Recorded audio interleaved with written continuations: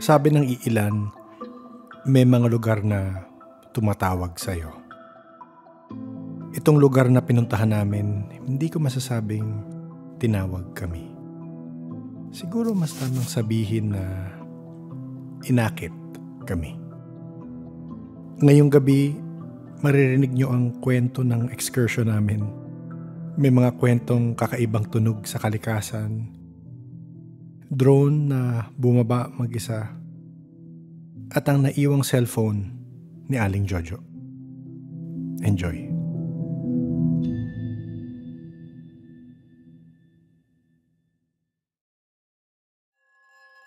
Bago natin simulan ng kwento namin sa Ciudad Verdadero, ikukwento ko muna sa inyo saan ko nga ba unang narinig ang hiwaga sa syudad. Noong 2021, nakausap ko si Sir Jaime Licauco, isa sa mga pinaka-prominenteng boses sa mundo ng parapsychology. May nakwento siyang experience niya noong nagpunta siya sa syudad. I've also heard your experience with you talked about it in your Facebook channel about that experience with the rock. Oh yes. Well, this is where I met the ET in Lucban, in Ciudad Verdadero, a mystical place, privately owned. And it has a lot of mystical events happening there. If you go there, you meet a lot of things that are unexplainable. The most highly skeptical people I brought there, and my God, they changed overnight, no? Because of talagang it's a mysterious place. Pagkatapos ng usapan na yon, may mga ilan na listener ang nagpasa ng contact details sa syudad. Pero syempre busy tayo sa life. Na-save ko lang pero di ko ito naasikaso. Ang sunod naman na encounter natin sa syudad ay sa episode 71, Paranormal Tales Zaldi, kung saan nakwento ni Sir Zaldi ang experience niya naman sa paghawak sa bato sa syudad. Anyway, so pupunta kami ng Boulder. Punta na kami ng Boulder kinabukasan. Doon sa Boulder ay that was very strange. Para siyang humihinga. Okay. Yung Boulder para siyang humihinga. Totoo yung sinasabi ni JB na yan. Mm-hmm. The moment na inano mo, hinawakan mo siya, mararamdaman mo siya parang humihinga. Tapos you're being transported to a different, sa mind mo lang ba? Kasi dapat nakapikit ka eh. You're being transported to a different scenario, whatever. At the moment, kung saan yung heart mo or isip mo nakatutok. Sa aking pagkakaalala, noong panahon na yon, nag-adjust pa ako sa balance ng weekly na podcast, day job, syempre, at aking personal life. At hindi ko pa rin naisip may schedule na pumunta sa syudad. Fast forward tayo sa 2024, nung nakausap ko si Sir Ray Sibayan ng Gabi ng Misteryo sa episode 177. Parang pagkatapos ng kwento niya, na-convince na ako na pumuntang mag-isa sa Ciudad Verdadero. Ito naman yung nakwento ni Sir Ray tungkol dyan. Ito, recently nagpunta kami sa isang lugar sa Quezon Province.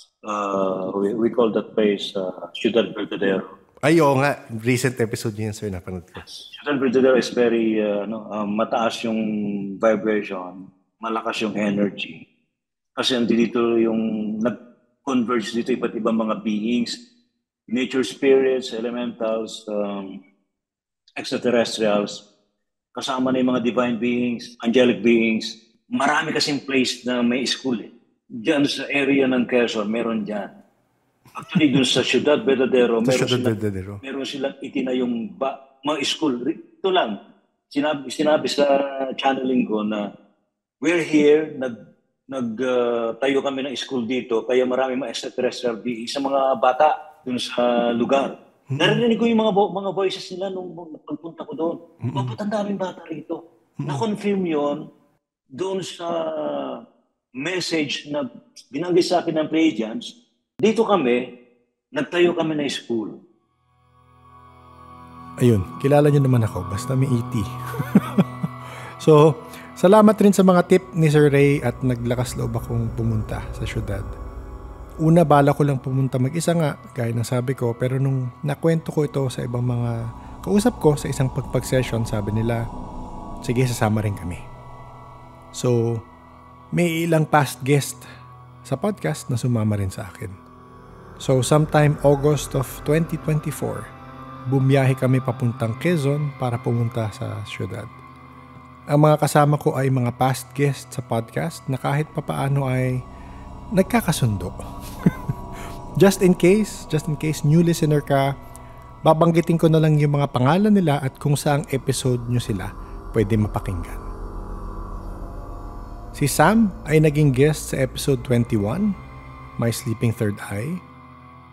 Si JP naman ay maririnig sa episode 76, Southeast Asian Folklore.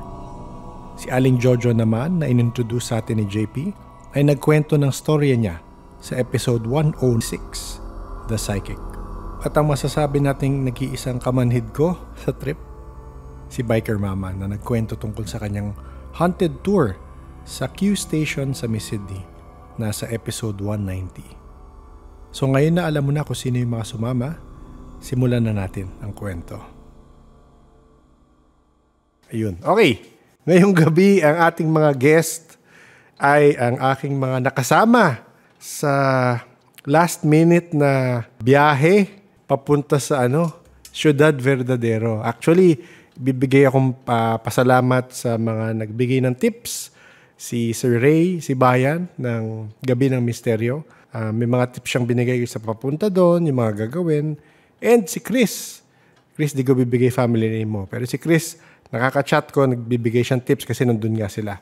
Nagpunta sila, tapos siya yung nagbibigay sa akin na, ito yung mga pwedeng gawin, ito yung mga pwedeng dalhin, yun. Kasi wala naman talaga akong kaalam-alam. Tapos, nung sinabi ko nga sa isang call, na may mga sasabing sumama, join daw sila, join. So, ayan.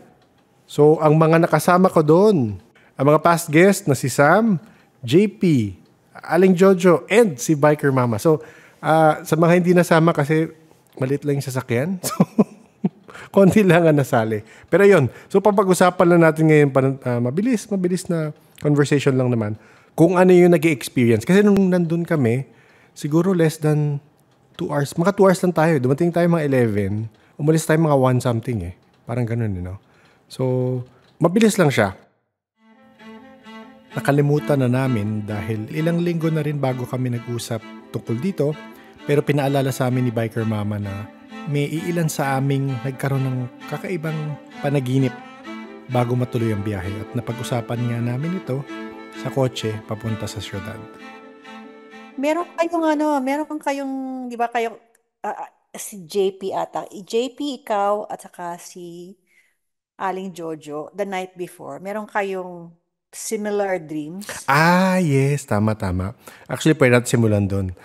Simulan ko, tapos si JP, tapos si Aling Jojo. Kasi yun yung sequence nung pagka-discover namin. So, actually, nauna yan, nung pagdating ni JP sa meeting area, sinabi niya na, may ka-weird dream ako.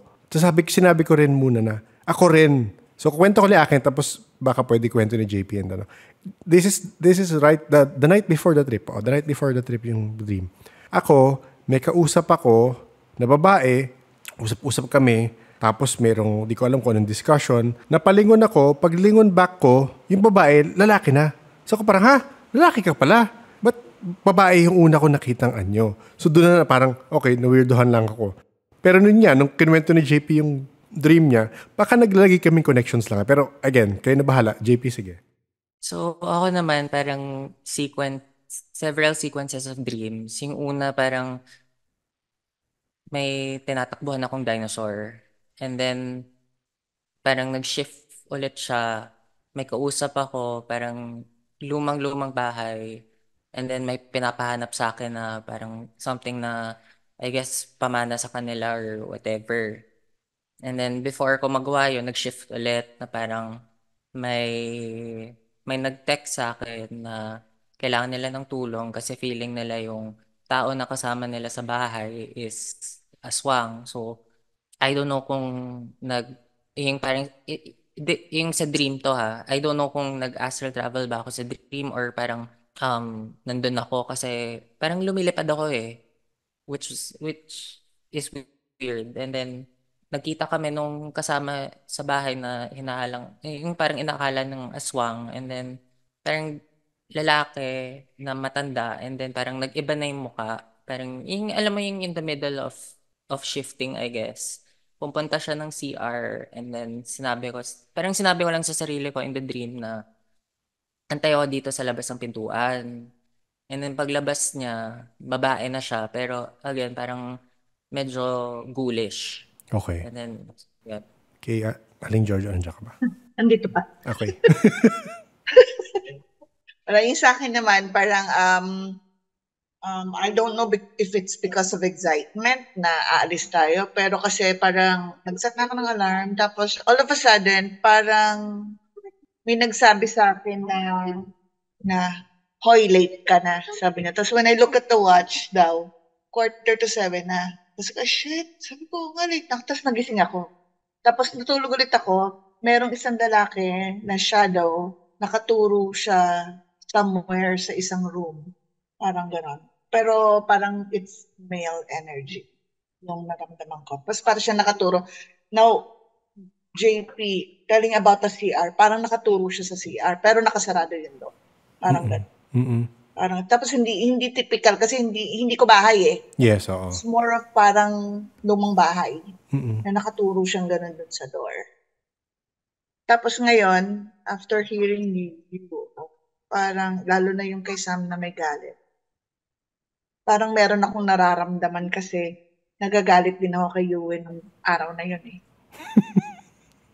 Hindi ko lang sinasabi kasi I'm trying to process it. Parang gigigil ako sa kanya. Parang gano'n. Hindi ko alam kung bakit. Parang gano'n. And it has nothing to do with the phone? Oo nga. Ay, hindi. No, hindi yun. Sanay na ako sa mga ganyang alaskahan itong mga to eh. Pero parang, nung lumabas yung sabi ni Sam na nagagalit ako sa'yo, sabi ko, oo nga no. Sabi ko, may nararamdaman din ako kayo. It could have been on the way pa lang yun. Hindi doon sa location. more na dun sa location, more doon. Pero parang may nagbi-build up na sa akin. Pero pagdating doon parang gusto kong kutusan si JP. Ay, sorry. Sorry, I love you, JP. Yung sa dream ko naman, honestly, parang, I think, ayokong maglagay kasi ng pattern. Pero yung day before kasi na yun, may ina-edit ako na document na tama. connected to what I was dreaming. So, feeling ko, Baka yun. Nag-deep dive din ako sa certain research. So, parang, feeling ko yun. So, eto na. De-describe na muna ni Biker Mama kung ano yung nangyari pagdating namin sa syudad. When we first came in, no, yung kailangan tayong bigay-pugay sa caretaker kay Aling Telma. Tapos 'di ba yung each person has to ring this bell. It's a very loud bell.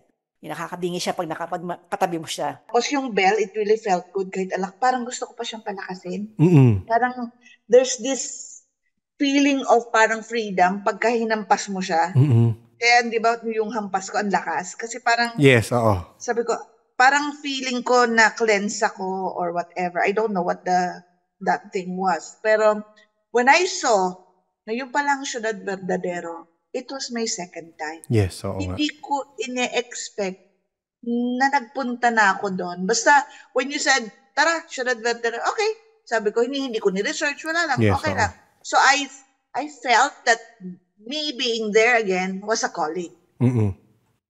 Afterwards, Aling Telma took us to the chapel. Nilabas namin yung aming iaalay na prutas. Yes. Tapos, kinausap lang niya tayo. Akala ko na si Aling Telma is just an ordinary caretaker. Yes, Tapos pala, si Aling Telma, sensitive. Yes, oo. Ang una niya atang kinausap, ikaw, tapos, sinabi sa'yo, I think sinabi niya sa'yo, magsinti ka ng puti at 3 dilaw na kandila para makuha mo. Then sabihin mo kung ano yung gusto mo na mangyari. No? Tapos, tumingin siya kay Aling Jojo. Tapos kay Aling Jojo, very specific yung kanyang sinabi. Sabi niya, puti, dilaw, orange, kung ano yung ginagawa mo dati. Kasi dati, Tibetan monk ka. Tapos yun nga, dumating si Thelma, and lahat sinasabihan niyang gano'n. Nagulat ako nun sa akin, sabi niyang gano'n, 7 white, 7 orange, 7 yellow. Sabi ko, ang dami. Mm. Tapos sabi niya, continue what you're doing because you're a good healer. Yes. Sabi niya gano'n. And you are a Buddhist monk. Sabi ko, oh, that's new. Sabi ko, dahil never ako naging Buddhist monk. Doon lang. Mm-mm. Doon lang ako nasabihan na gano'n. Tapos sabi niya, lahat daw ng inaano ko, ano yan, lahat ng tinatapon ko, yung mga sumbong ko, yung mga ano ko, Mm-mm. naririnig daw ni Mama Mary. Tapos, ikaw ba nagtanong sa akin direct Yes, tinanong kita pa about uwi. that? Nagdadasal ka ba kay Mama Mary? Sabi ko, not really. But, sabi ko, whoever catches it, yung mga sinasabi ko, di thank you. Tapos tinanong ko, meron pa? Sabi niya, hindi na pinapasabi sa'yo. Oo. You find it out for yourself. Yes, oo. Sabi kong ganun. So, anyway, Nahiya pa ako noon eh. So Yes, sabi oo. sabi mo kay Aling Telma, ito, ano nakikita mo sa kanya? So sabi niya sa akin, I'm not sure if these were the exact words, pero parang, ikaw, isip ka ng isip. Hindi ka, yung parang, lagi ka nag-iisip. Mm-mm. Tapos may past life after that, tama Oo, ba? tapos sabi niya, dati, general ka dati. Mm-mm. Sabi ng bantay mo, general ka dati. Sabi ko, uy, may bantay ako. So, tinanong ko, follow-up question po, Aling Telma, ano po itsura ng bantay ko? Tapos sabi niya, hindi niya actually sinagot ako. Sabi niya, Yes, hindi ka sinagot. oo, sabi niya, at saka dati prinsesa ka din, parang ganon. Mm-mm. And then, I think she turned her attention to Sam. To Sam, Dahil si Sam, oo. marami siyang kinikwento. Yung lang nasabi sa akin nga ni Aling Selma na yun nga na parang ang dami ko daw dala-dala. Maybe kasi nga pinag-usapan nga namin ni Director, 'di ba, na parang lately kasi nga parang disregard ko ang mga nakikita ko. Parang nakikiusap na si Aling Selma na gano'n na magpatawid ka naman. Tumulong ka naman na mag-crossover ka naman ng ibang ng gano'n ng mga dumidikit sa'yo. Kaya lang nga kasi parang feeling ko, I haven't really found parang an opportunity na mag-cleansing talaga literal. So, nung binanggit niya sa akin na, although funny lang na pinagtatawanan na lang namin na yung original kong spirit guide is networking. Oo. Apparently, so at least gano'n, narinig niyo naman at confirmed naman ng ibang tao. Pero kasi parang yun nga, yun lang yung na-mention sa akin ni Stelma. When we got there sa syudad, binabasa na ni Aling Thelma yung kayo. Mm-mm. Parang inisip ko na lang kung may masabi siya sa akin, bonus na lang. Kasi parang ako yung unang pumasok sa temple. And then, of course, nakalimutan ko tanggalin yung sapatos ko. Mm-mm. For some reason, alam ko may sasabihin siya sa akin. Kasi parang nung tumingin ako sa kanya, yung parang inaayos niya yung mga kandila eh. And then pinasok ko yung fruits. And then, parang nagkatingin na lang kami na parang, okay, I know she's gonna tell me something. So parang umikot na yung parang messages niya for each one of you guys, yung kayong 4. Mm-mm. And then when it came to me, parang sinabi niya na yung parang madami akong doubt, ganyan-ganyan. Parang nag-question lang ako sa sarili ko na parang hindi pa yan yung dapat niya sabihin sa akin. Ba't siya nahirapan sabihin sa akin yung kailangan niyang sabihin? As in, parang it was all in my head. And then, nung tapos na yung usapan na yan, and nag-offer na tayo ng kandila and yung fruits, sinabi ko lang, parang tinanong ko lang kay Aling Telma na parang, Aling Telma, pwede lang maghugas ng kamay sa kapaa bago umakyat kasi parang, sinamahan ka niya, di ba? oo, when it comes to my tradition kasi, kapag pumasok ka sa isang sacred area, kailangan hugas. So parang, preparing the body na papasok ka sa something sacred. So habang naguhugas ako sa poso, and then tinutulungan niya ako, parang sinabi lang niya sa akin na, alam mo na hindi yon yung dapat kong sabihin sa'yo. So parang okay. Parang nag-click lang. Lahat ng naramdaman ko, lahat ng narinig ko sa utak ko and whatever. And then, sinabi lang niya na parang gawin mo lang yung ginagawa mo. Na yung parang tuluyin mo lang yung ginagawa mo kasi alam mo naman kailangan mong gawin. So, that was my cue na yung mga sideline, kumbaga, Mm. sa buhay ko. Parang, okay, may purpose. And then, tinanong ko lang si Aling Telma, yung nagsasabi po sa inyo to, lalaking matanda, di ba? Na medyo moreno, na hindi ko masyadong kamuka. Pero alam nyo na may connection kami. And then sinabi niya, oo. And sinabi ko na lang, pasabi na lang kay Lolo na thank you. This is yung lolo ko sa mom side. Yung I, I grew up with, and then siya yung talagang one of my big supporters. Pero namatay lang siya nung 6 years old ako. So and parang umiyak ako for a while sa labas. Kaya parang nagpasalamat din ako na parang okay, matagal ako maghugas. So parang at least nasa loob sila, hindi nila ako nakikita umiyak. I think yun yung nakuha kong confirmation na I am doing what I'm supposed to do. JP. Yes. Di ba tatanong ko kayo afterwards, we were talking, ano yung mga impressions natin of the chapel. Tapos sabi mo, maingay siya. Tapos sabi namin, sabi ko, visually o audio? Tapos sabi mo, audio. Ano yung naririnig mo? Okay, so parang just, yung parang to put the setting, halo yung altar. So parang may Tao, may Buddhist, may Hindu, may Christian, alam ko may Muslim sa may right side eh. Parang may image ata ni Allah somewhere there, yung parang nakasuksok sa bowl. Oo. Harap. And then parang as in I guess to someone na hindi nakakaramdam, parang noisy ang altar visually. Pero sa akin talaga, nung nag-aalay tayo ng kandila, yung nag-aalay tayo ng prutas, alam niyo yung canteen na hindi aircon, and then ang daming bata, and then ang daming nagsasalita.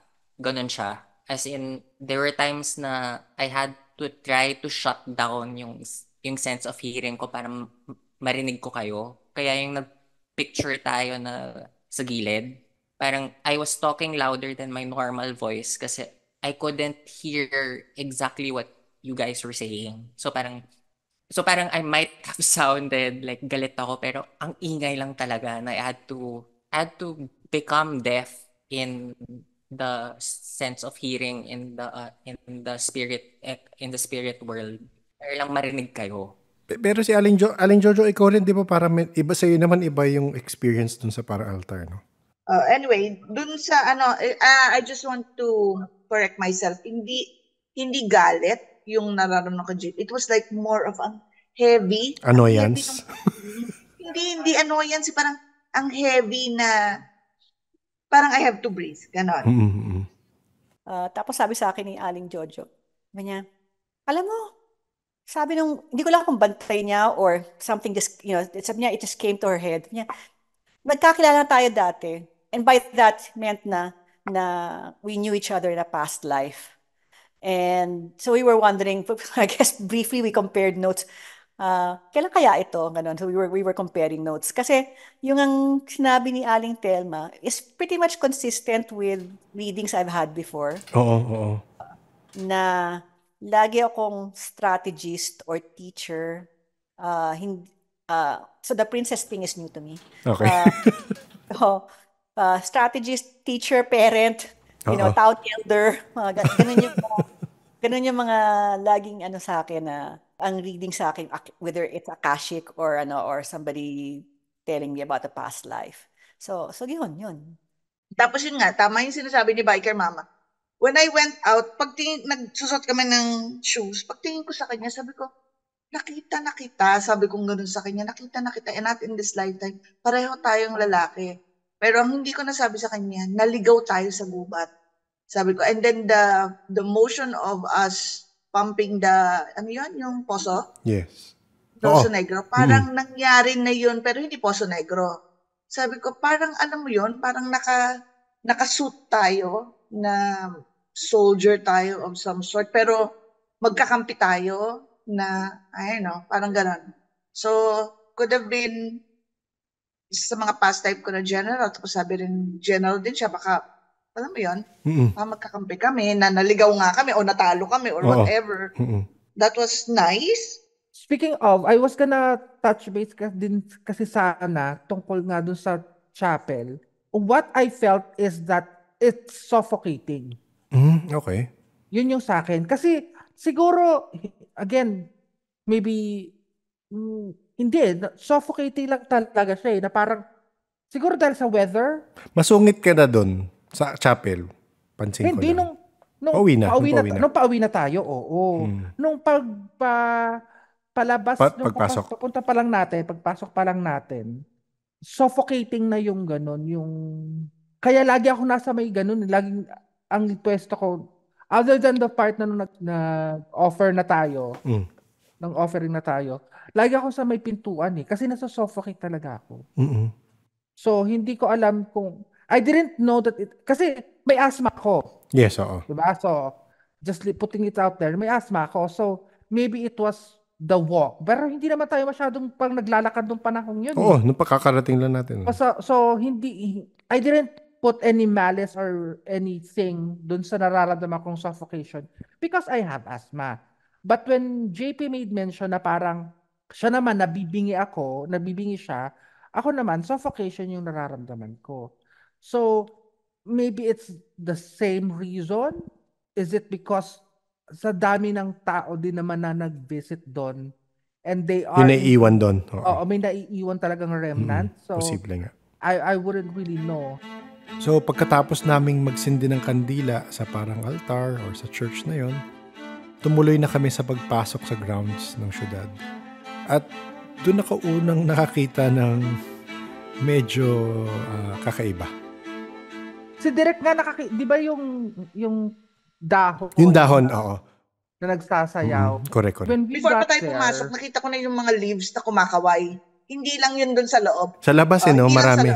Sa labas pa lang, alam mo na may hangin, pero bakit isang particular leaf or isang particular plant, bakit ang lakas kumaway? Bakit yung iba hindi pareho? Parang ganon. Tsaka, so isisingit ko lang, Aling Jojo, parang, so ang daming puno, di ba? Ang daming puno doon. Pero, sa mga puno, paisa-isang dahon lang minsan yung kumakaway. Oo, yes. Isang buong puno, pero may particular lang na dahon na kumakaway. Oo. Yun ang weird, oo. Parang ganon. So, sabi ko, di ba sinabi ko sa iyo yun? Sabi ko, sabi mo nga. Papasok pa lang tayo, mayroon ng kumakaway. Sabi ko, ganon. Sabi mo nga. Tapos mas nakakatuwa nung nasa loob na tayo kasi talaga ang lakas niya, di ba? Yes, oo. Talaga ang lakas ng kaway niya. Like a normal human would do. We wanted to disregard it at first. Kasi sabi ko, baka hangin lang. Kasi, malapit na kasing bumagyo So again, I wouldn't put past the fact na baka may hangin lang or certain draft na hangin. Pero nung pangalawa naming dumaan, talagang tinitigan na talaga namin and it just so happened na yung isang specific leaf lang talaga yung sumasayaw-sayaw. For me kasi physically I'm not as nimble as the rest of you guys, as you may, as the photo suggests. Pero, yun nga, parang, physically, parang feeling mo pagod na pagod ka. Pero, I don't know why, but, nung right after, di ba, naramdaman nyo din naman siguro yung bagsak ng energy ko nung biyahe ng pabalik. Pero, when I got here, kaya I ask you guys kung kasi kita niyo naman wala naman ako kinain almost wala akong kinain nung nag-dinner tayo, nag-early dinner. Oo nga. As in, nag-LBM talaga ako. As in talagang... After? Oo. As in, alam mo yung... I don't know kung sino yung nakapag-detoxify na. Yung... kadiri kasi pakinggan. Pero kasi, yung pag-LBM ko, detoxification talaga. And it happened to me the whole night. As in, whole night akong ganon yung inilalabas ko. And naglabasan lahat ng hives ko pagdating ko dito sa bahay. As in talagang talaga? feeling, as in talagang lahat ng pantal sa katawan ko lumabas. Tapos yun nga, nag-detoxify nga ako through that. Tapos after that, siguro, kasi pagdating ko dito, nakatulog na agad ako around 10 o'clock in the evening. Nagising na ako talaga, as in talagang 12 hours straight akong tulog. Talaga? Oo. And that rarely happens to me because alam ko physically, kumbaga yung body clock ko, gusto niyang gumising ng alas 6 para mag-prepare ng pagkain for everyone. Oo. So, on that specific time, talaga, parang nag-reset yung buong katawan ko. As in, talagang feeling ko nag-reset sa, kahit, I guess kasi parang regardless, kahit maingay tayo, nagtatawanan tayo habang naglalakad-lakad, I could only imagine if I really took it seriously. I could only imagine if I took it really seriously because kasi yung ganun, yung intention mo to heal and to get cleansed. Yes.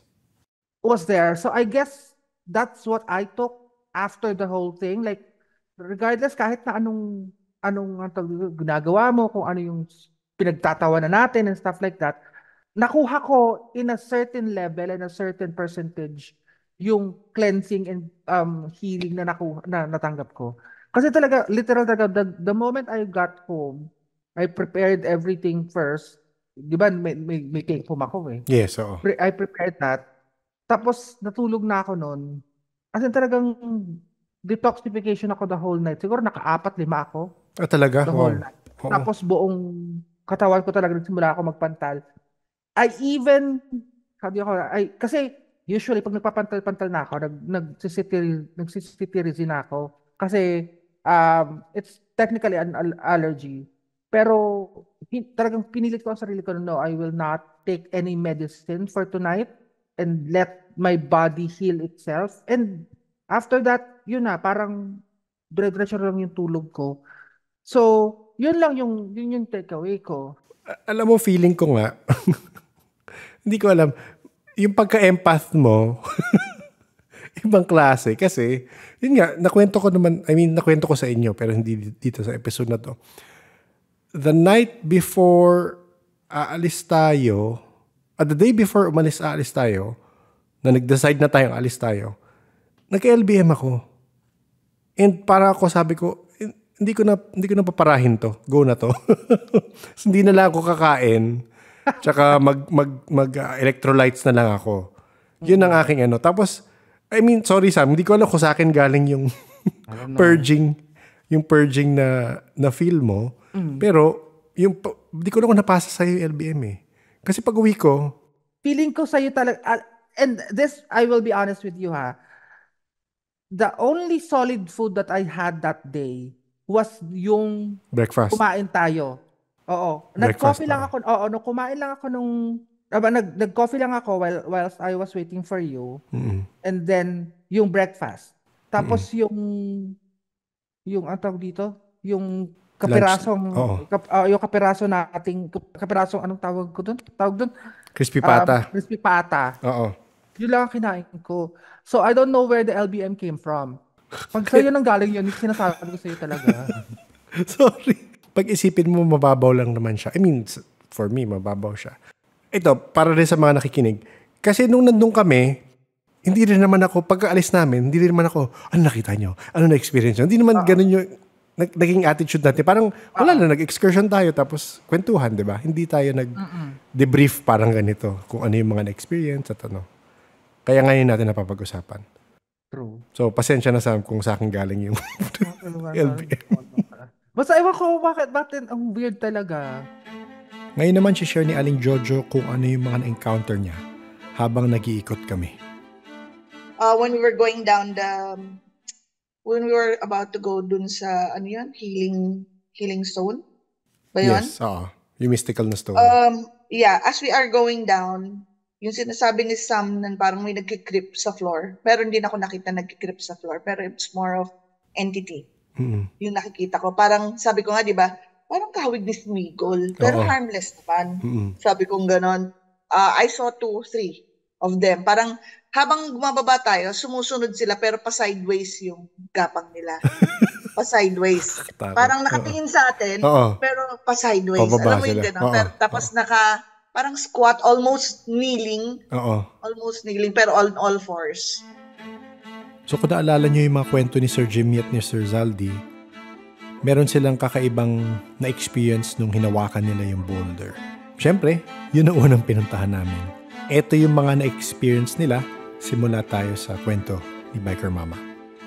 Biker Mama, baka gusto mo share yung na-experience mo doon. Hindi. Kasi so apparently may mga healing stones or magical boulders, whatever you call them, scattered around Ciudad Verdadero. Pero yung isang nakita namin, kasi medyo overgrown na yung overgrown na yung mga paths. So hindi namin ma-explore ng lubos-lubusan yung lugar. Pero ayun, nung papunta kami sa Batis, sa Bukal, pero hindi namin naabutan, hindi natin makayang pumunta sa Bukal. Yes. Nakita tayong isang malaking boulder. Siguro, talaga, malaking-malaki siya na Yes. boulder. Na punong-puno ng moss at saka ng mga halaman. So sabi namin, ito kaya yun? Ito kaya yung boulder sinasabi nila? Nung una, si Sam at saka si Aling Jojo ang unang Humawak. humawak. Mm-mm. Tapos, sabi nila, ay, portal. Pero hindi nila dinescribe ko. Yes, walang description. Portal to. Tapos si Sam, lumapit. Both hands on the boulder. Sabi niya, ay, portal nga. Tapos sabi ko, sige, baka kailangan talaga naka both hands ako. Tapos I closed my eyes. Tapos, ang nakita ko, so, hindi siya very clear. Para siyang doon sa mga nakakaalala kung ano itsura ng TV na may, na malabo ang signal. Oo. Imagine mo ang stairs na mataas at matarik at nasa ilalim ka. So medyo para siyang trapezoid. Trapezoid ba 'yun? Yung malapad sa baba tapos panipis Pakitid sa na panipis na panipis, yes. Oh.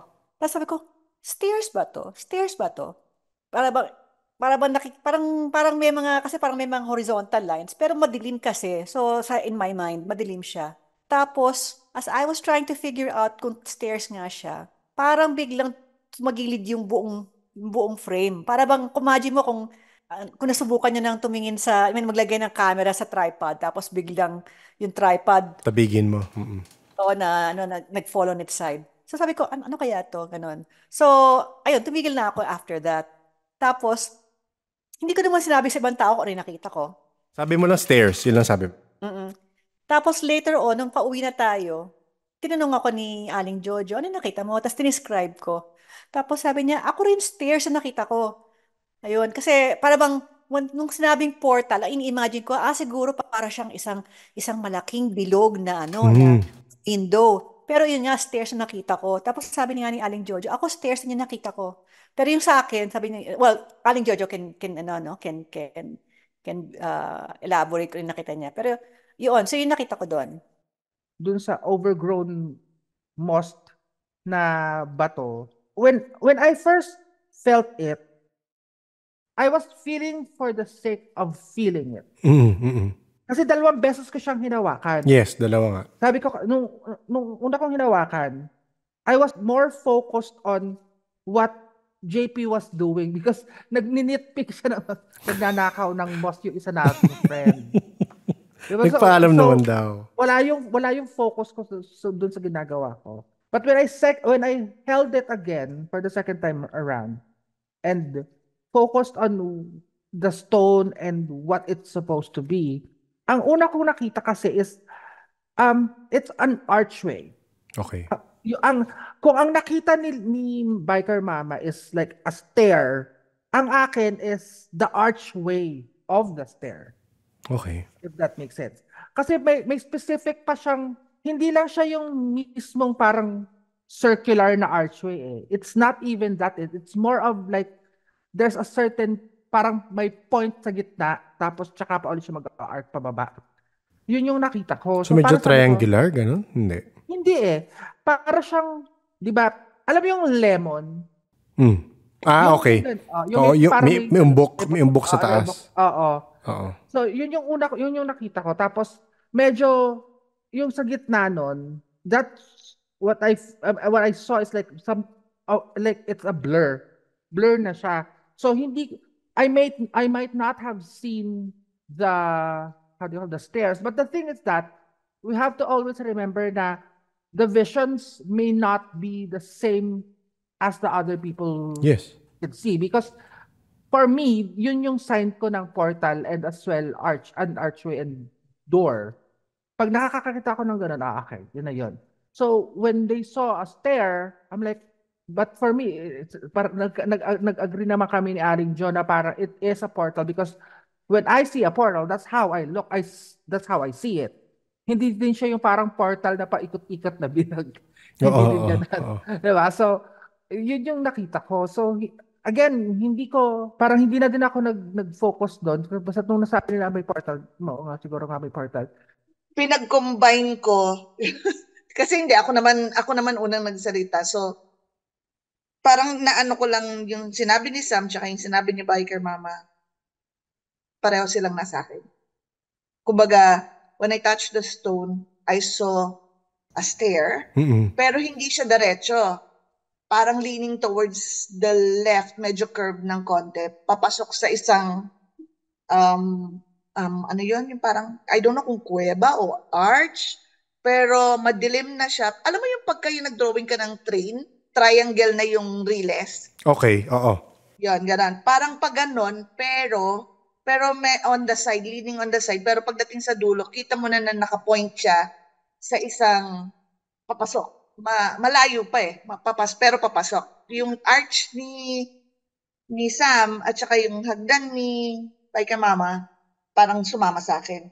Pero hindi pa kami nag-share noon. Yes, ang sinabi mo lang again, sorry sa mga sa mga nakikinig. Hindi ko kasi maisip i-video. I mean, hindi ako vlogger. So hindi ko na video. Pero pagkahawak mo, right after mo hawakan, sabi mo, ay portal, di ba?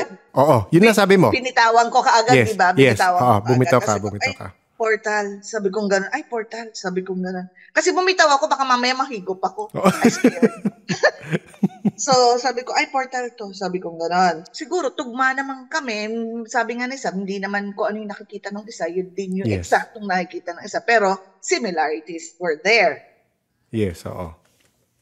After yung mga experience ko sa ibang bansa na may nagsabi din sa akin na parang kapag pumunta ka sa isang lugar at may parang na-research ka na or alam mo na yung history ng lugar na yun, parang kalimutan mo lahat ng alam mo. Tapos, doon ka mabuhay sa experience. So, me being before ko hinawakan yung bato, parang nag-alay lang ako ng konting tobacco. Kasi parang may dala ako and usually kapag nag-hike talaga ako, may dala akong yung talagang naka-grind and then lalagay lang ako sa lupa as offering sa mga spirits and kung sino man nandun. So, after nun, humawak na ako sa bato. And again, parang hindi na ako naglagay ng meaning kung ano man yung bato na yon, kung galing bang sa nawawalang kontinente ng Lemuria or E.T. man siya or anything. May naramdaman akong heartbeat. And then flashes na yung heartbeat ng tipaklong, yung heartbeat ng mga ahas na nandun, and then yung internal, yung parang breathing ng buong gubat. Ano yun, nag-adjust yung breathing ko and yung heartbeat ko to match yung, I guess, yung energy ng Shodan or ng earth, kumbaga. So parang, I think, yung experience ko touching the stone is more of a message na, oo, minsan, dahil sa trabaho or dahil sa mabilis na galaw sa mundo, parang nakakalimutan din natin huminga and magpahinga. And I think yun yung message ng lugar or ng mundo sa akin, na alalahanin lang na take a breather, mag-pause ka, and allow yourself to surrender sa forces ng mundo, ng universe, ng space or time or whatever. Parang whatever it is you believe in, of the world of your reality, parang surrender to it paminsan-minsan when you can, so that you know how to sync yourself into the rhythm, kumbaga. So, yan lang. Hindi mo na kwento, pero na-video ko yon briefly, pero baka hindi lumabas yung audio. Pero paghawak ni JP, paghawak ni JP dun sa bato, as in merong parang hindi ko liglig eh. Hindi ko alam kung ano yung sound na yun eh. I guess may insect. May insects. Marami eh, malakas eh. As in talagang umingay yung area namin. Parang parang ganun no? 'Di ba? Parang ganun yung sound. Pero swear, hindi ko narinig nung sinabi niyo umingay. Pero Na-realize ko lang nung parang nandun na tayo sa taas. kasi narinig natin ulit. Oo. Kasi narinig ko and then parang kasi after kong hawakan yung bato, alam ko wala akong naririnig na ingay ng gubat or whatever. Narinig ko lang yung parang comment ni Sam and ni Jojo na ayan na parang alam na nila nandito yung prinsipe or what. Yung parang ganon. Yun lang narinig ko. Okay. So parang hindi ko na-gets kung ano yung sinasabi nila prior. Yung parang before nilang i-comment yun, hindi ko alam ano nangyari. Kasi dead to the world ako and feeling ko isang oras ako nakahawak sa bato. So nung nandun na tayo sa taas, dun sa may labyrinth, parang baka so parang yung umingay, di ba? Oo. And then dun lang nag-click sa akin na baka ito yung sinasabi nila nung nangyari. Yes, oo. So yan. So anyway, sa video version nitong podcast, I mean, popost ko yun para marinig nyo rin. Tatry ko boost yung audio para marinig nyo. Pero question, ako lang ba nakarinig doon? Di ba narinig nyo rin yun? Oo. Yeah, heard it. Oo, narinig namin. Oo. Sobrang ingay nga eh. Pero, again, maybe I was just joking around or something like that. So, kasi what I remembered is that the moment na talagang paghawak ni JP ng Yes. ng stone, Oo. doon nagsimula. It's not a slow roar of insect. Oo. Yeah. Parang gano'n. Parang gano'n. So, na weird. I-edit mo na lang yun. I-edit mo na lang, i-record mo na lang direct yung ginawa mo, tapos i-attach doon sa video.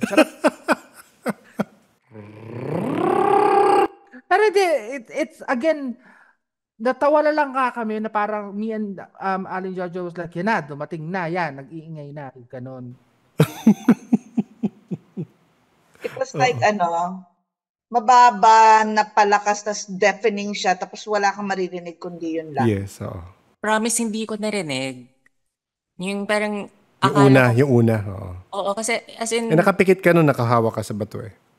As in yung alam niyo yung nag-shut, parang alam yung feeling na nag-shut down yung katawan mo and then nararamdaman mo lang yung nangyayari around you. Lahat ng humihinga na insekto, lahat ng humihinga na hayop, and then lahat ng halaman na nandun. Parang baka kasi engkantao ka nga. Hindi ba? Parang the best way to put it, yung feeling na you're everything, everywhere, every time. Everything, everywhere, all at once? Yun. Parang ganon. As in, taray. Hindi kasi parang there were times na ako yung tipaklong, ako yung palaka, ako yung halaman na yan, ako yung lumot, ako yung tubig. Parang ganun eh. Every time na parang may huminga sa experience na yun, parang that was me. So yun. So parang yun nga, everything, everywhere, all at once. Karen Michelle Yeoh. Oo nga. Michelle Yeoh. Ang interesting sa video na yung kuha nyo direct, hindi mo marinig yung roar na yun. Pero narinig ni Sam in the background. So parang hindi nag-register. Hindi siya nag-register, yes. Oo. Diba? Nasend ko kasi sa group chat namin. Yun nga, hindi siya nag-register. Although feeling ko maboboost ko yun ng konti. Di lalong lumakas yung bibig ko. Oo. Oo. Yun ang maririnig nila. So ito nga yung sabi ko na play natin yung moment na humawak si JP sa bato. Sabi, andito ang prinsipe. Ay, prinsesa pala. Hello.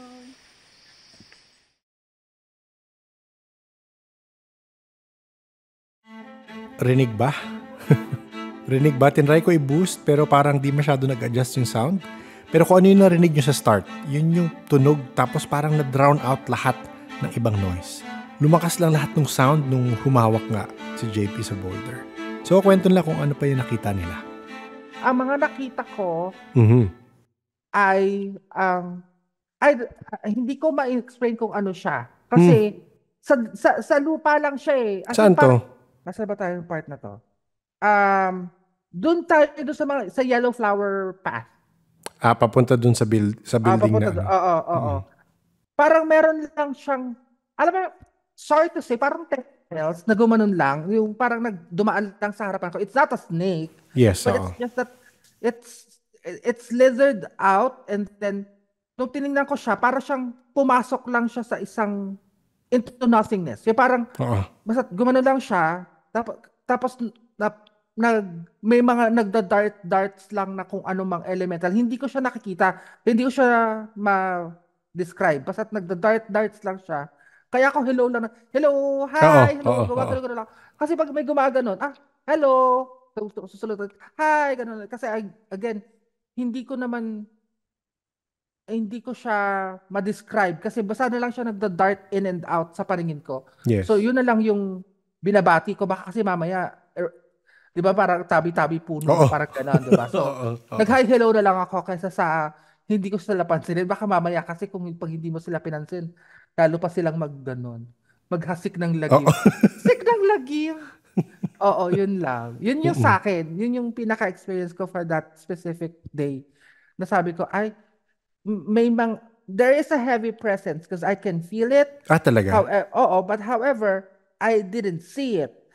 Until the time na, I don't know if anyone noticed, I was mad at you. Sa akin? Ano nga ba nagawa ko? Bakit sa akin nagagalit?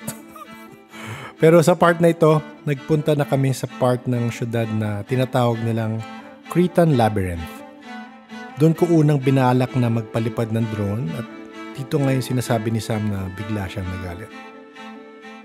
Noong it just came out. It just came out. Nung pinalilipad mo yung drone. I don't know if you guys heard me. I shouted at you and said, alisin mo na yan. Hindi ko napansin. Pero wait, dun sa baba to? Sa baba or sa taas? Sa baba, no? Dun sa baba, dun sa circular. Sa labyrinth. Sa labyrinth. Ang sabi ko pa yata, parang, pag hindi mo yung tinigil, mawawala yan sa'yo. Yun parang narinig ko. It was a flare of emotion. I was too tired to be mad. But when I saw the drone took flight, I don't know why, but I just got really mad. Tapos umupo na lang ako. Nakaupo ka doon. Nasa sulok ka lang doon eh. Yun lang yun. Yun lang yung pag sinabi ko. Tapos tumalikod ako, sabi ko, where did that come from? Tapos parang, tinitingnan ko naman, wala naman ako nakikita, but like what I said, I was feeling something that is not supposed to be mine on that time. So, I don't know. Tama si Sam, doon mas bumigat yung feeling ko. Na parang gusto kong mang-away. Gusto kong mang-away, pero hindi. Parang, nope. Kumbaga, you're still in control of yourself. Pero, nung ayaw bumaba yung drone mo, di ba nakatingin akong ganun sa puno? Kasi it felt that somebody was holding it. Nakita mo, hindi umaalis dun sa pwestong yan. Hindi siya umaalis. Hindi siya umaalis. Diba? Tapos kinakausap ko, di ba? Sabi ko, pakawala mo na. Sige na. Sabi ko, sige na. Tama na. Sabi ko, sorry na po. Di ba gumagana na? Yes, kasi parang, hindi ko alam, pero I had this feeling na merong nakahawak doon sa isang, sa isang buntot niya. Sa isang buntot ng drone. Nakahawak lang siya. Nandun lang siya sa may, nandun lang siya sa hindi siya gumagalaw. Hindi siya gumagalaw. Hindi umaano. Talagang parang, siguro parang tinitingnan lang niya, ano to? Parang ganon. So, sobrang naghihinaya ako hindi natin na video yon. Pero kasi ako, panic lang ako na sana bumaba. Kasi, mamaya kwento ko, pero... Natatawa ako sa'yo na panic ka talaga. Pawis na pawis ka. So sabi ko, sige na, tama na, sorry na. Di ba after saying that, tsaka siya bumaba? Yes, kaya siya bumaba. Doon sa labyrinth. Pagdating doon sa labyrinth, Tatry na kayo, pinifigure out nyo na kayo, kanya-kanya. Pinifigure out nyo na paano lakad nyo. Tapos naisip ko, para maganda kung may drone nga to. Tapos sabi nga ni Biker Mama, gusto mo shoot tayo na from the top, tapos may naglalakad tayo pa ikot-ikot. Sabi ko, sige. So kinuha ko yung drone. Pagdating doon, sinet up ko yung drone, nilatag ko. Normal siya minsan, if you set it on stone, may nakasulat na magnetic interference. Nakasulat yun. So, ginalaw-galaw ko yung drone habang di pa siya lumilipad para mawala yung magnetic interference na warning sa controller. So, okay. Normal yon. Okay. So, nung napalipad ko na, malapit doon sa isang punong malaki, sa leaves nun, napaakyat ko na. So, parang okay, nakita ko na yung view from the top. Biglang nakita kong warning sa phone na nakakonect doon sa drone. Nakasulat, controller malfunction. So, first time ko, sabihin natin ilang years na sa akin yung drone na yan. Sabihin natin more than 5 years na sa akin yung drone na yan. First time ko ma-experience yung controller malfunction na yun. Tapos, pag silip ko sa taas, sa drone, gumagalaw na siya mag-isa. Hindi ko siya ginagalaw. Gumagalaw na siya mag-isa towards the tree. So, sometimes, yes, it will move. So, ako, again, okay, nangyayari yan minsan. Tapos, so nakita ko, papunta siya to a tree, papunta siya to a portion na hindi ko na siya makikita at posibleng mawala na siya. So, ginagalaw ko yung controller para hindi siya mag-forward. Nag-stop siya, hindi siya nag-forward. Parang na-remedyohan ko in a way. Tapos, pinapababa ko na siya. Tapos yun na nga, nung pinapababa ko na siya, nag-stop siya. Nag-stop siya at a certain point na mataas. Yun nga yung minention ni Aling Jojo na nakastop siya in place as in hindi siya gumagalaw. Tapos kahit anong galaw ko sa controller, ayaw niya gumalaw. Tapos yun na sorry na ako. Sorry po. Sorry po, balik nyo na lang po. Mapababain nyo na lang. Tapos yun nga lumapit nga si Aling Jojo na I guess yun yung point na si Sam sumisigaw siya na bala ka dyan, ganyan. So lumapit si Aling Jojo. Tapos parang kinakausap namin yung puno. Hindi ko alam kung ano yung kinakausap ni Aling Jojo. Pero ako parang sa puno ako nagdidirect na pasensya na po, bababa ko na lang. Hindi na ako magugulo dito. Tapos hindi talaga siya gumagalaw. Tapos sa kakapakausap namin ni Aling Jojo, nagland siya on its own. Wala akong pinrest para magland siya. Nagland siya on its own. Nakita nila yun. Mag-isa siyang bumaba. Kala ko kinontrol mo. Hindi. Yung bumaba bang yun, wala akong sinabi ko sa inyo, wala akong ginagalaw. Bumababa siya mag-isa. Binaba niya. Oo. Narinig ko yung tapos hindi pa siya yung kasi kung halimbawa ikaw ang nagko-control nun, may care ang pagbabae. Dadahan-dahanin mo yun. It's a straight down. Yes. It was a straight down na parang dire-diretso lang siya. Hindi siya, kasi kahit naman kasi sinong professional na drone flyer, may wobble siya sa pagbabae. Mm-hmm. Yung sa'yo talaga, nung bumaba siya, straight talaga siya Straight na parang down. feeling mo may nakahawak, ibinaba. May nagbaba. Pero as in alala ko talaga pinakita sa inyo na wala akong ginagawa, bumaba siya mag-isa. As in literal, bumaba siya mag-isa. So again, sana na video na puro kwento na lang. Pero super, yun yung kakaiba for me. Yun yung kakaiba. And sino bang kausap ko nun? I think si Chris, yung nakakausap ko nga, yung guide sa akin sa ibang portion. Sabi niya, so na-disappoint ka kasi wala nangyari or wala ka na-experience. Kasi parang, ako rin personally, nung going in, sabi ko, baka may makita si Sam na mga ka-iti niya dito. Hindi pala. So ako, parang isi-share ko lang for me yung mga, yung tumatak. And yung iba dito na-mention na naman nila. Pero sisingit ko lang rin, actually, nung nakita ko alala ko nung naglalakad tayo mula sa baba, mula sa kotse, naglalakad na tayo, pupunta na tayo sa UNAP, papunta sa Bukal. Nakita, yung pinoint out po Aling Jojo yun. Uy, tingnan mo may nag-hi sa atin, no? Tapos talaga may isang long leaf na talaga nag-wave. Para siya nag-wave talaga. Literal. Tapos walang ibang puno na hinahangin. Sa area na yun. Tapos ako, iniisip ko noon, sabi ko, after nung paglagpas natin, isip ko, pati ko na video yun. Tapos na-realize ko rin, ako na lang to, past few days, iniisip ko, sabi ko, parang in-enjoy ko na lang na na-experience ko yun. Parang feeling ko, kung kayo, yung mga nakikinig, kung curious kayo kung ano yung ma-experience nyo, di ba? Punta na lang kayo. Kung na-feel nyo yung tawag. Kung na-feel nyo yung tawag. Kasi parang, imagine ko pag sinute ko yun, tapos shinare ko yun, parang, wow, nakakaaliw nga. Sabi mo, wow, mag-viral pa siya or whatever. Pero inisip ko, it was unique for us. Feeling ko, that was for us. And, ayun. Ang weird lang na, syempre, gumagawa tayong content, pero hindi ko siya ma-share. Pero, ayun nga. Ganyan na feel ko doon. Direct, singit ko lang. Yes. And hindi ko dahil gina-justify ha, mga Sam, JP, kay Mama, hindi ko gina-justify na naiwan ko yung phone ko, ito yung dahilan. Pero, I normally bring my phone kasi minsan nagmo-music ako, sabi ko gano'n. Or gusto ko mag-meditate, or gusto kong kumuha na. Pero talagang, for no reason, hindi ko alam bakit hindi. And pinoprocess ko siya, sabi ko, siguro ayaw talaga. Let the people go there and experience it. And then yun nga, hindi ko alam din kung bakit nung umaakit tayo sa tower, hindi niya naririnig, naghaham ako. Hindi ko alam din bakit naghaham ako. Hindi ko, parang chanting, hindi ko mapigil. I had to sing, parang gano'n. So yun yung storya ng phone. Oo. Pero yun nga, hindi ko alam kung nasabi kanina, pero yun nga, nung papasakay na si Aling Jojo sa sasakyan, sabi niya, naiwan ko yung phone ko.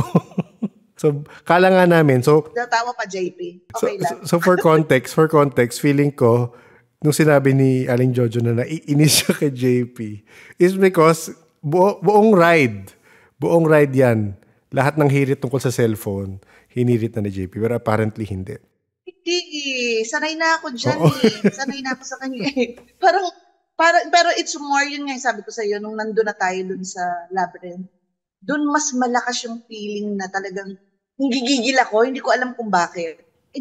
Iniisip ko, may connection kaya yung mga dream natin? Actually, yun ang tanong ko nga Sam tsaka Biker Mama, kayo ba nagka-dream the night before? Na weird?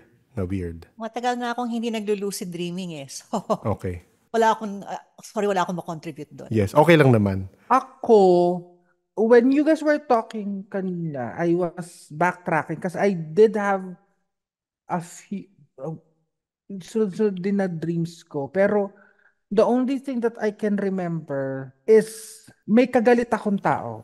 Okay. Kasi I remember that because nagising ako sumisigaw. Okay. So parang I was talking to someone, I'm trying to point out na may mali siyang ginawa. Tapos, the only thing that I can remember was that when it's a woman, pero nung nagising ako, alam mo yung nagising ako on the part na haharap na siya sa akin. Doon lang ako nagising. So, hindi ko nakita kung ano itsura niya, hindi ko alam kung ano yung I can't remember kung ano pinagtatalunan namin, but I was shouting at her. I was really mad. I was shouting at her. Tapos, nung papaharap na siya sa akin, tsaka lang ako nagising. So, hindi ko alam kung, again, maybe because, baka naman nagkataon na para tayo nananaginip by that time, pero, parang there's this heavy energy. Parang gano'n. Yung theme. Yung theme. Oo, yung theme ng dreams natin. Parang there's this heavy. However, natuwa ako dun sa minention ni Miss Thelma na parang only a few, tama din naman, it's religiously and sa Catholic na saying na parang madaming tinawag pero kokonti lang ang pumunta. Ganon. So parang tayo, and the funniest thing is that lately ko nga lang to na-realize actually kanina lang. Kasi nagpapamasaya ako kanina doon sa therapist ko. Nagkakwento ako sa kanya ng ganyan. So sabi niya tinanong niya ako, sabi niya, bakit kuya kung maganda yung lugar, walang masyadong nakakaalam? Sabi ko, hindi, marami nakakaalam. Pero, kasi di ba nung papunta parang tayo, there's no signage whatsoever. Wala. No, diba? Yun nga pagka-post yung pin sa Waze ginamit ko, pag pin sa Waze, pagdating mo doon, hindi pa yun doon. Medyo malalim pa. Diba? So, hinahanap pa natin. Ikaw nag-Google Maps ka. Ako nag-Google Maps ako. So, nung nag-Google Maps ako, diba usually naman, your location tapos nilalagay mo yung pangalan ng lugar. Oo. Nung nagda-drive tayong ganyan, yung PIN nag-adjust. Talaga? Oo. Hindi ko ba napakita sa'yo? Hindi. Ang sinabi ko pangalan. Na-mention mo, naggumalaw. Na-mention mo, gumagalaw. Gumalaw. Tapos biglang, nung nasa sa harap pa tayo ng gate, ang layo pa ng pinpoint ng gano'n. Pinapaikot pa tayo. Sabi ko, ano naman, to nasa gate na tayo. Pero again, hindi siya yung tipo na nasa sa main road ka, makikita may signage. Wala. So it only goes to show na pag kaya ka lang talaga pupunta doon kasi narinig mo yung pangalan, pumunta ka. Hindi yung, di ba usually naman, pag halimbawa may magandang, tulad ng restaurant na dinaanan natin ng ilang beses. Di ba? Nakita mo, ay maganda, punta tayo. Ito kasi hindi mo siya out of nowhere talaga, nasa kalagitnaan siya ng paggubatan. Tapos yung gate wala man lang nakasulat na ito na yun. Kaya nga tayo natakot na baka mamaya maligaw tayo o biglang may, di ba? Oo. Private property. Oo, private property pala. So kaya isa yun sa mga, kanina ko lang na-realize na parang, oo nga no, kukunti lang talaga yung, madaming tinawag pero kukunti lang talaga yung pupunta. Yun lang yung sa akin. Tsaka, minention yun sa akin ni Sir Ray dati. Si Sir Ray ba? Oo, si Sir Ray nagkwento sa akin. Sabi niya, kung hindi kayo matuloy, kasi matagal natin binalak rin naman to, pero hindi natutuloy. Sabi niya, kung hindi kayo matutuloy, may rason. Parang hindi pa kayo dapat pumunta. Parang ganoon. Yun yung sabi niya sa akin. So parang nag-make sense sa akin na natuloy tayo. Nahanap natin, di ba? Maraming factor. Tsaka yun nga, sa totoo lang, medyo masama LBM ko the day before. Pero sabi ko, hindi, tuloy na natin. Parang, ang dami lang deterrent for me na na-feel ko. Pero, I mean, tinuloy natin. Ang dami lang, parang ang dami kong energy. Parang pag uwi ko, dapat pagod na, di ba? Oo. Kwentuhan pa kami ng asawa ko hanggang 12 o'clock, hanggang 1 o'clock, magkukwentuhan kami. Parang sabi ko, ba't hindi ako inaantok? Ewan ko sa'yo. Sabi niya gano'n. Gusto ko na nga matulog. Sabi niya gano'n. Tapos, yung katulad ni Sam, nagkaroon ako ng, baka naman kasi dahil forest yun. Yes, meron akong dalawang itchiness dito sa may collar. Na dalawa na ayaw niyang umalis ang kate talaga. Sabi ko, sige na. Sabi ko, tanggal na. Tapos naligo ako kasi I felt like I need to cleanse myself. Kasi of anything na baka sumama or whatever. Ayun lang ang story ko. How was the overall experience for you? I guess I was expecting, to be honest, I was expecting a little bit more, especially from the others. No, overall, what I found about the place was talagang, it's an overgrown hindi siya garden. It's a wooded area. It's like a small tropical forest. Na nagkakaroon na may mga paths. Pero yung paths na yun talagang overgrown. Wala yung kung may sidewalk man siya, punong-puno siya ng lumot. Yes, Tapos we were walking on parang clover and flowers. It's a relatively unique experience, no? But ika nga, para bang, and there are a couple of funny things that happened na I think ikukwento naman ni Direk dahil siya yung pinaka-center ng that particular kwento. But for me, part of the experience was the company. Maliit yung kotse, 5 kami, tapos walang tigil yung bangayan. Tapos parang it was it's a fun road trip. It's a fun road trip.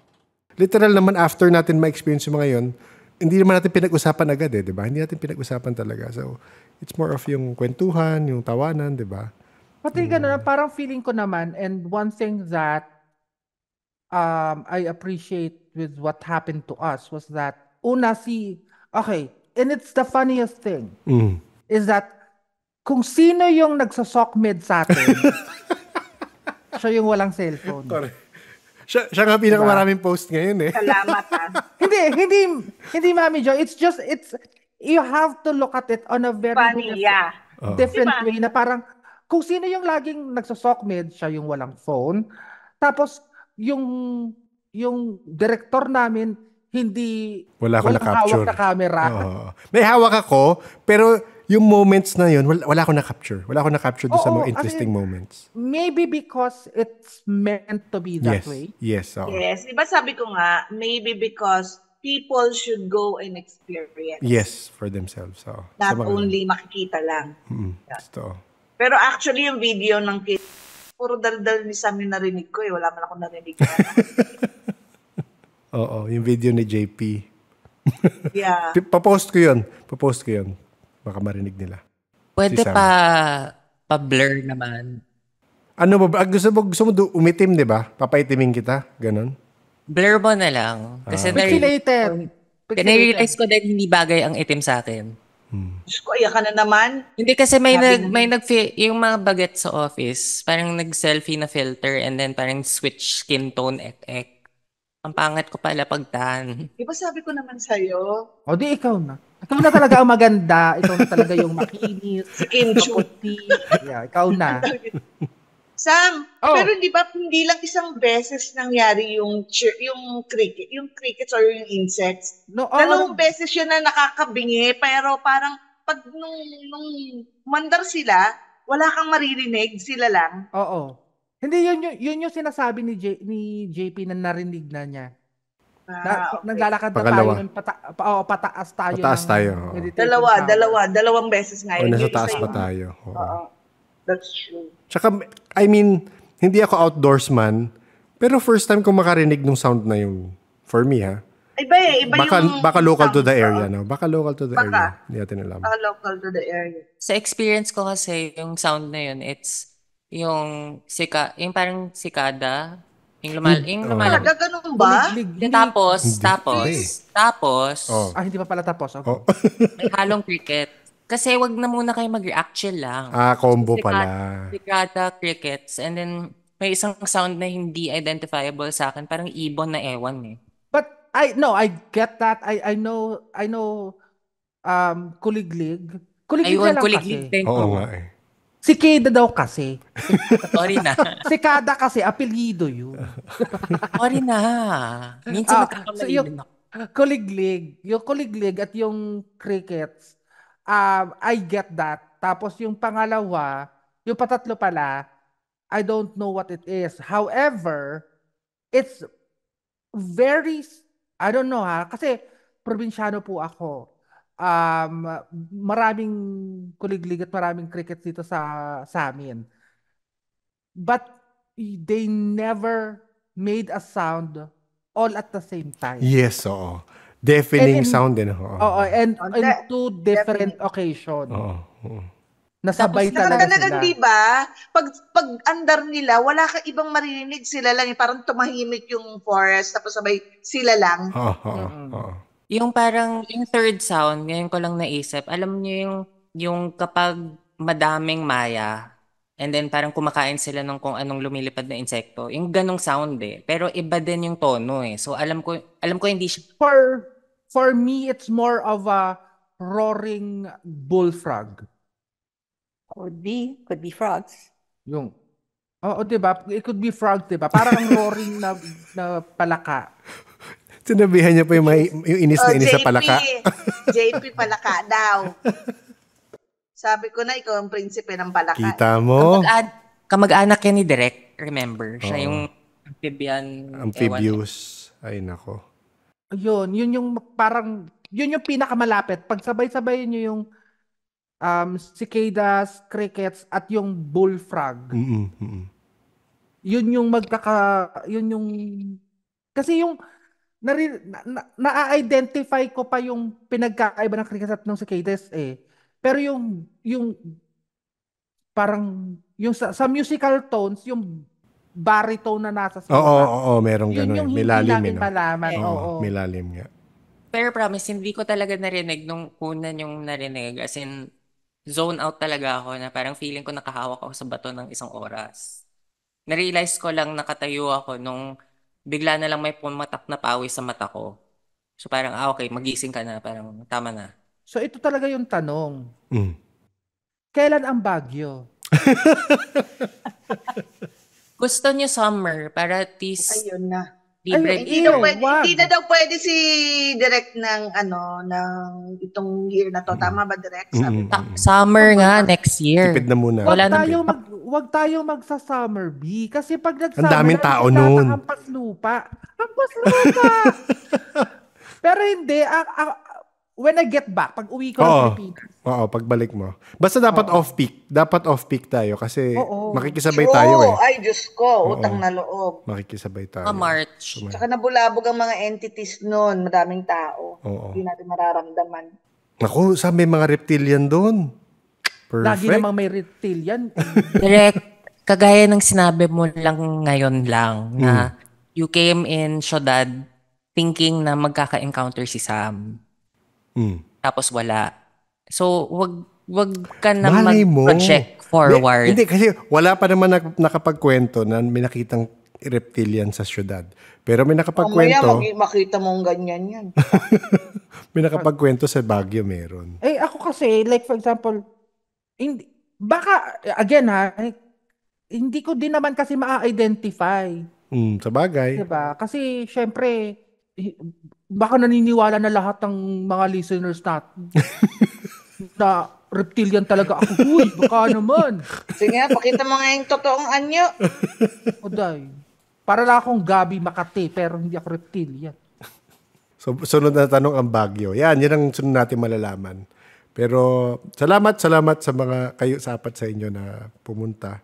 Sabi ko nga, nung una, bala ko mag-solo lang naman, pero mas masaya naman talaga na na marami tayo. Ay, malulungkot ka kung solo ka lang.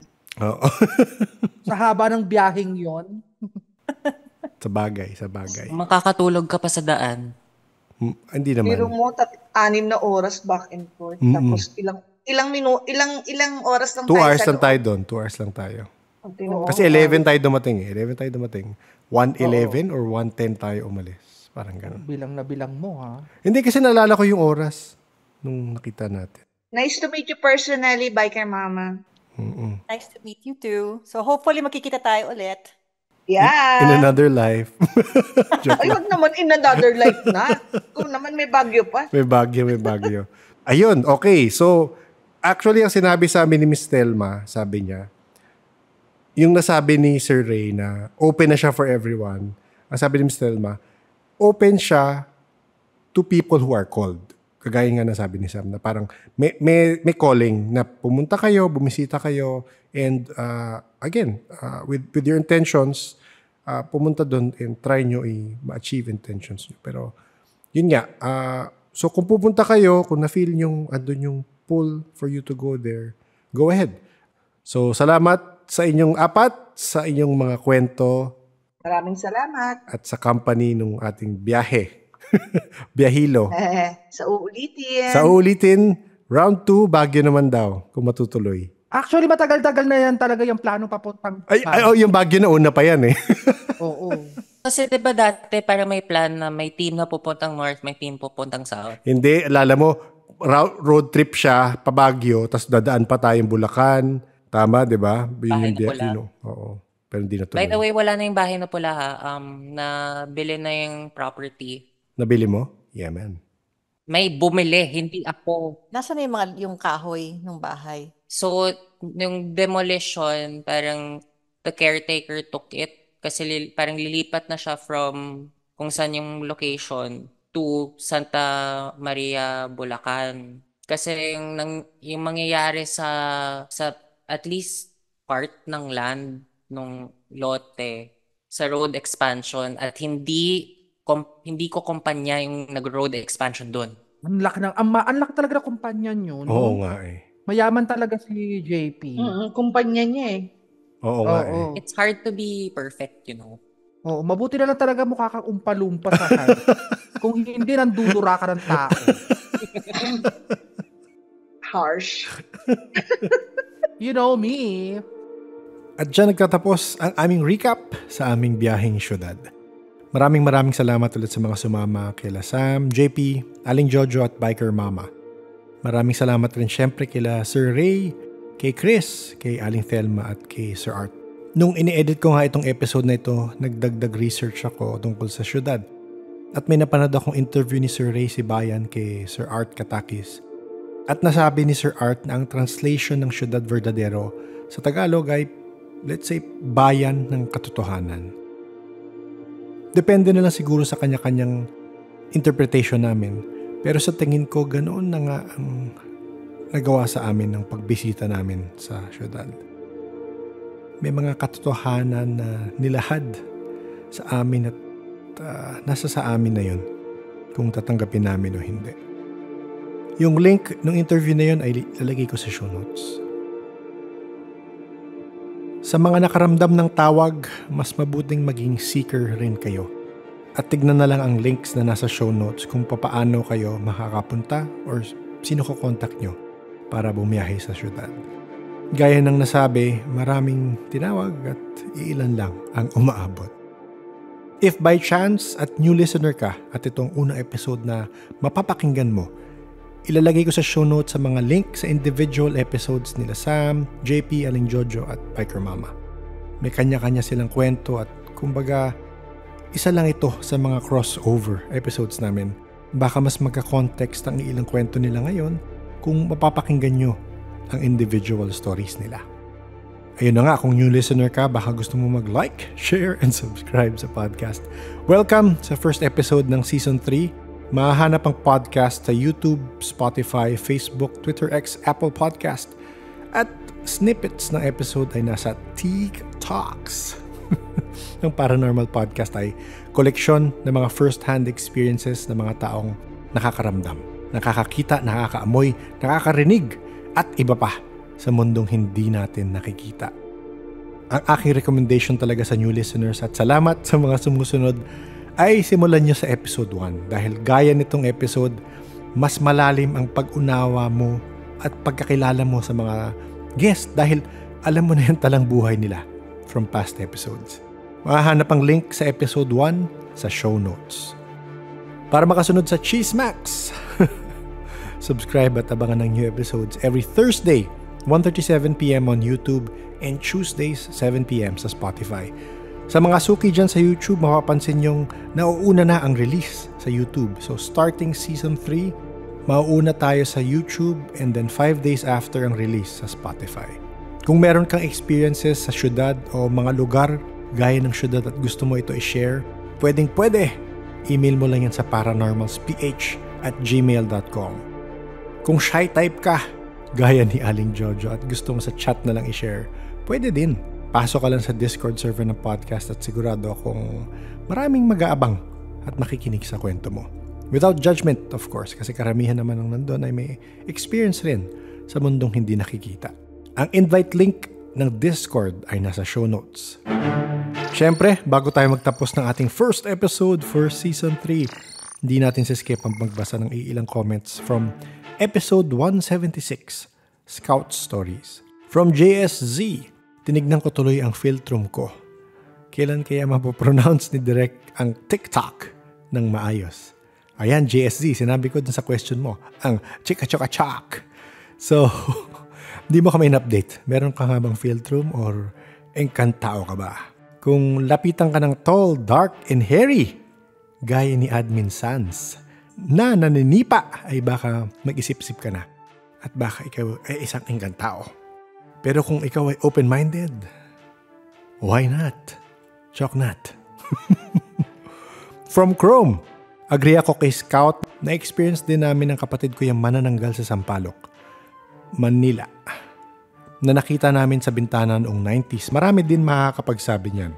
Ayan, may location drop. Peace po tayo sa mga aswang sa Sampaloc noong 90s. Tagabasa lang po ako ng comment.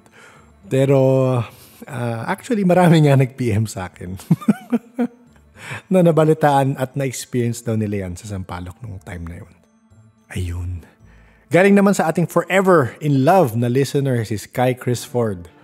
Mas nakakatakot pa tong episode na to sa idea na iwan niya ako. Yan ang mga bitaw. Aba, may kinakatakutan pala kesa sa love life itong si Sky Chris Ford. Bago yan Galing naman sa kaibigan natin sa Discord na naipit sa mundo ng mga halimaw, si Pedring. Solid F direct. Parang kilala ko yung boses ng nagkakwento. Member ba ng Aswang Patrol yan, direct? Pedring, kailan ka ba lalabas dyan sa mundo ng halimaw? Parang na-stuck ka na dyan Nag-iintay ng Aswang Patrol mo.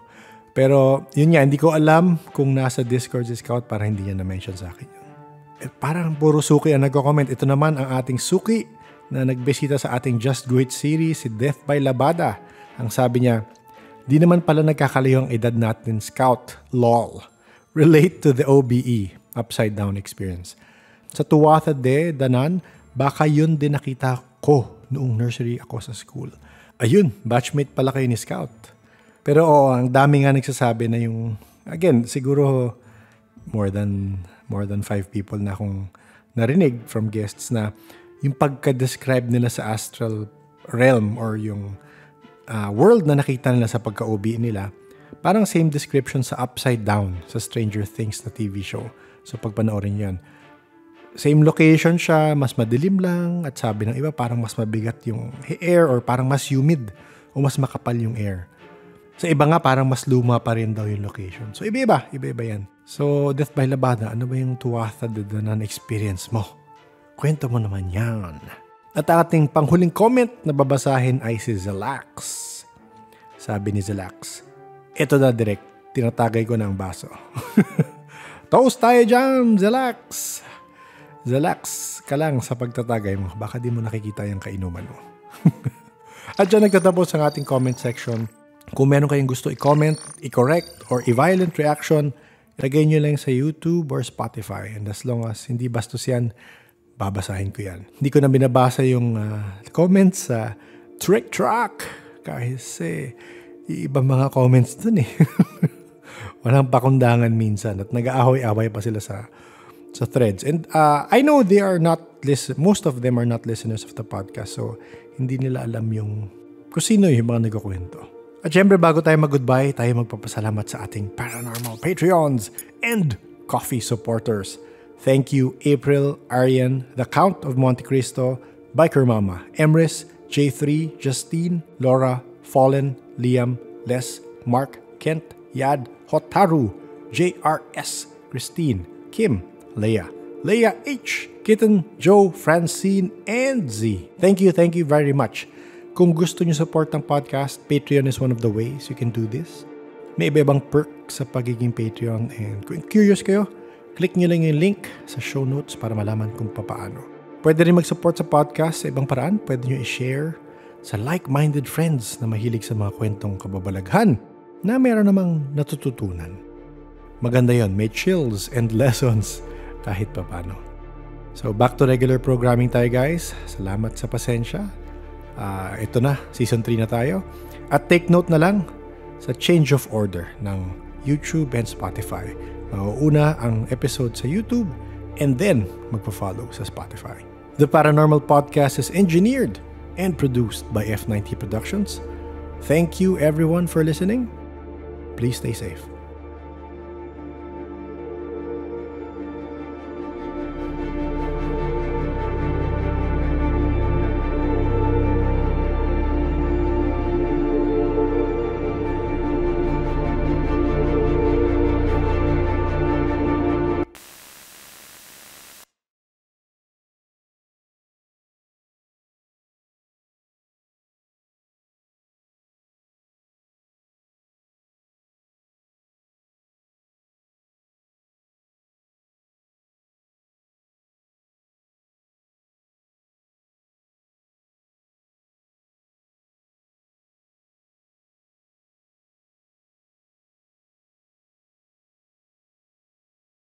LL Peeps! Welcome back sa ating LL portion. Siyempre, nagka-break, oras makapag-isip-isip. Pero naisip ko lang to recently kasi dahil rin sa episode na ito.